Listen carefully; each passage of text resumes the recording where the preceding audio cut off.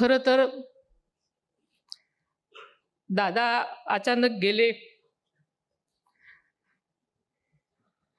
आणि मोठं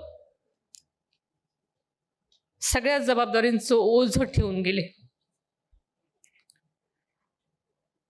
आणि हे सगळं शिवधनुष्य उचलत असताना सगळ्यांच्या अपेक्षांचं ओझं आणि असणारी जबाबदारीची जाणीव ही नक्कीच मला आहे। यासाठी आपल्याला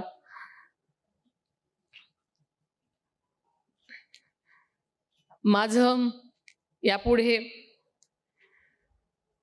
महाराष्ट्राचं कल्याण, जनतेचं भलं आणि राष्ट्रवादीचा विचार हेच आता ध्येय असणार आहे। केवळ पार्थ आणि जय हेच माझं कुटुंब नाही, तर संपूर्ण राष्ट्रवादी काँग्रेस पक्ष हा माझा परिवार आहे।